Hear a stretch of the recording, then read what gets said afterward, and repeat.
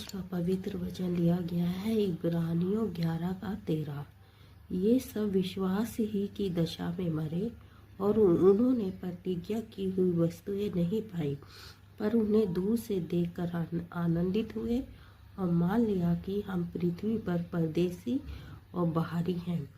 जो ऐसी बातें कहते हैं वे प्रकट करते हैं कि स्वदेश की खोज में है और जिस देश से वे निकल आए थे, यदि उसकी सुधि करते तो उन्हें लौट जाने का अवसर था।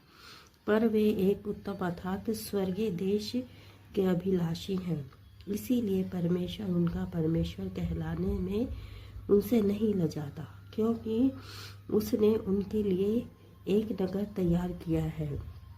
विश्वास ही से अब्राहम ने परखे जाने के समय में इसहाक को बलिदान चढ़ाया और जिसने प्रतिज्ञा को सच माना था और जिससे यह कहा गया था इसहाक से तेरा वंश कहलाएगा, वही अपने इकलौते को चढ़ाने लगा, क्योंकि उसने मान लिया कि परमेश्वर सामर्थी है कि उसे मरे हुए में से जिलाए। अतः उन्हीं में से दृष्टांत की रीति पर वह उसे फिर मिला। विश्वासी से इसहाक ने याकूब और एसाव को आने वाली बातों के विषय में आशीष दी। विश्वास ही से याकूब ने मरते समय यूसुफ के दोनों पुत्रों में से एक को आशीष दी और अपनी लाठी के सिरे पर सहारा लेकर दंडवत किया। विश्वास ही से यूसुफ ने जब वह मरने पर था तो इज़राइल की संतान के निकल जाने की चर्चा की और अपनी हड्डियों के विषय में आज्ञा दी। विश्वास ही से मूसा के माता पिता ने उसको उत्पन्न होने के बाद 3 महीने तक छिपा रखा, क्योंकि उन्होंने देखा कि बालक सुंदर है और वे राजा की आज्ञा से ना डरे।